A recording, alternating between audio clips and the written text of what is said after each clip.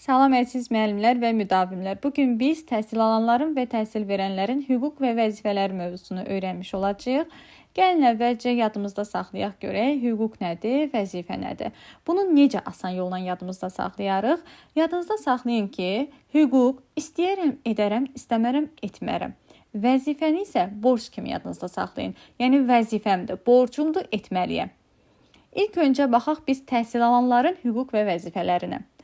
Baxın, burada qeyd olunub ki, ümumi təhsil sahəsində təhsil alanların hüquqları Azərbaycan Respublikasının Konstitusiyasına, təhsil haqqında Azərbaycan Respublikasının qanununa, bu qanuna həmçinin Azərbaycan Respublikasının tərəfdar çıxdığı beynəlxalq müqavilələrə uyğun olaraq müəyyən edilir.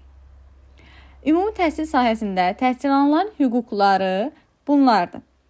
Baxın, təhsil alanların hüquqlarından danışacağıq biz. Həyat və sağlamlıq üçün təhlükəsiz şəraitdə mənəvi-psixoloji cəhətdən sağlam və pedaqoji mühitdə təhsil standartlarına, baxın, dövlət təhsil standartlarına uyğun keyfiyyətli təhsil almaq. Bu sözü yadınızda saxlayın. Dövlət təhsil standartlarına uyğun keyfiyyətli təhsil almaq şagirdin hüququdur.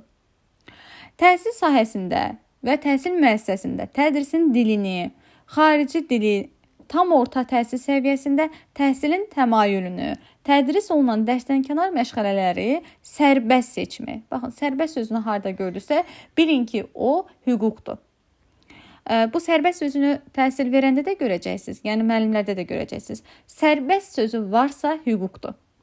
Dövlət bələdiyyə, baxın, dövlət və bələdiyyə ümumi təhsil müəssisələrində dərsliklərlə pulsuz dərsliklərlə təmin olunmaq. Şagirdin nə idi? Hüququdur təbii ki. Müvafiq icra hakimiyyətinin orqanın müəyyən etdiyi qaydada biliyinin qiymətləndirilməsini yenidən tələb etmək.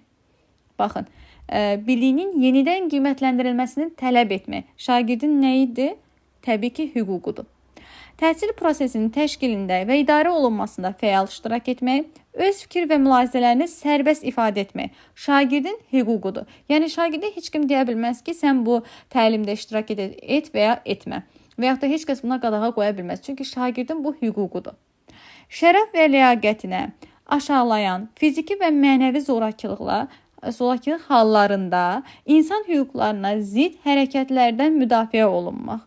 Təbii ki, şagirdin hüquqlarıdır.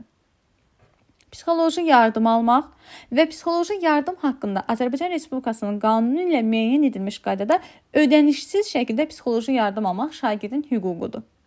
Ümumi təhsil müəssisəsinin mövcud infrastrukturundan, yəni kitabxanasından, kompüterindən, meydançasından, kitabxanada olan kitablardan, partadan, lövhədən istifadə etmək şagirdin hüququdur. Bilik və bacarıqlarını təkmilləşdirmək üçün məktəbdən kənar təhsil müəssisələrinin imkanlarından istifadə etmək. Təbii ki, şagirdin nə idi? Hüququdur. Daha sonra, ümumi təhsil müəssisəsinin ictimai, sosial və mədəni həyatında iştirak etmək təhsil alanların hüququdur. Təhsillə bağlı inkişaf yönümlü tədbirlərdə, olimpiyadalarda, bilik yarışlarında, fənn müsabiqələrində, konfranslarda, seminarlarda, proqram və layihələrdə iştirak etmək təbii ki, şagirdin hüququdur. Yəni, heç bir müəllim buna qadağa qoya bilməz. Və yaxud da şagirdin qarşısına belə bir fikir yürüdə bilməz ki, yəni qarşısına belə bir fikir qoya bilməz ki, yəni sən bu olimpiyadada iştirak etmə və yaxud da et və ya getmə, ya getmə, get və yaxud da getmə. Yəni bunu heç bir müəllim deyə bilməz. Bu şagirdin hüququdur. İstəyər iştirak edər, istəyər iştirak etməz. Qanunda nəzərdə tutulmuş digər hüquqlardan istifadə etmək.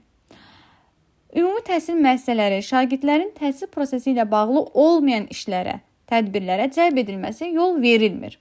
Yəni, şagirdə məktəb həyətinin süpürülməsidir, sinif otağının təmizlənməsidir, pəncərənin silməsidir və yaxud da dərsdən kənar bir iş tapşırılması qadağandır. Yol verilməzdir bu hallar. Ümumi təhsil sahəsində təhsil alanların, yəni şagirdlərin bəs vəzifələri hansılardır?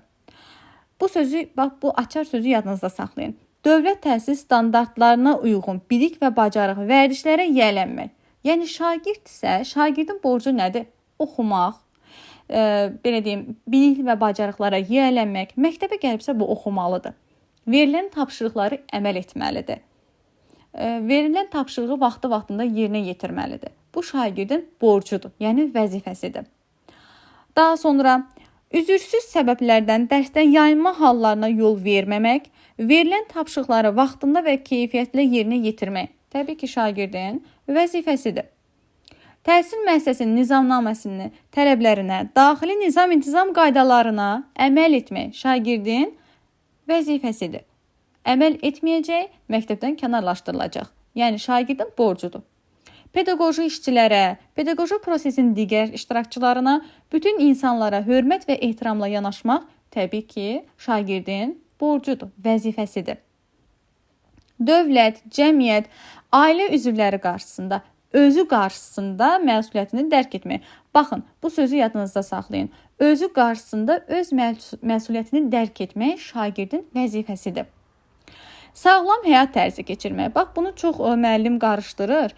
Yəni, bunu hüquqla qarışdırırlar. Xeyr. Sağlam həyat tərzi keçmək, özü qarşısında məsuliyyətini dərk etmək şagirdin vəzifəsidir. Öz məktəb yoldaşı ilə əməkdaşlıq etmək. Əməkdaşlıq sözünü yadınızda saxlayın, çünki təhsil alanlarda, təhsil verənlərdə də, yəni müəllimlərdə də bu əməkdaşlıq sözü var. Əməkdaşlığı harda gördünüzsə, bilin ki, bu vəzifədir.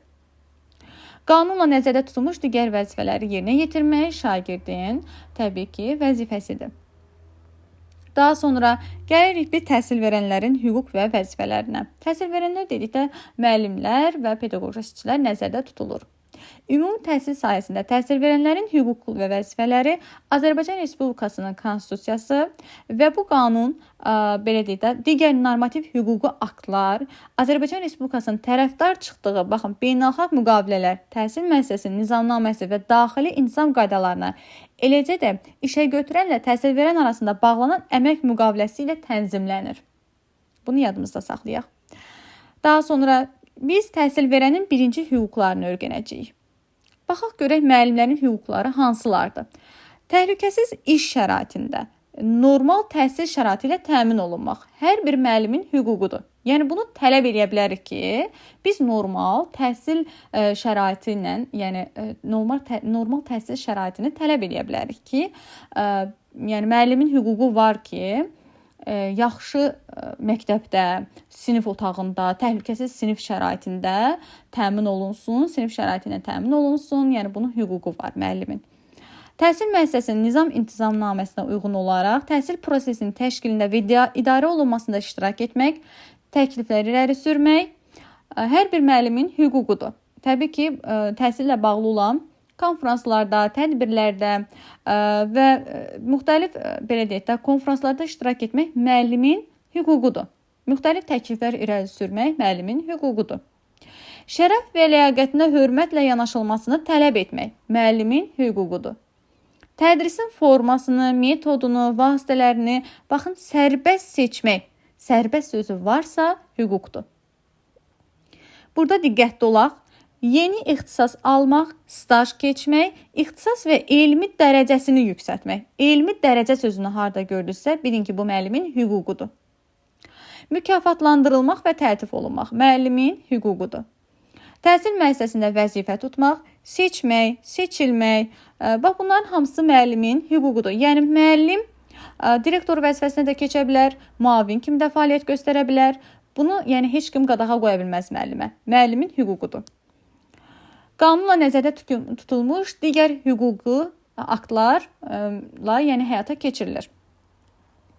Ümumi təhsil sahəsində təhsil verənlərin, yəni müəllimlərin vəzifələri. Baxaq görək müəllimlərin vəzifələri hansılardır?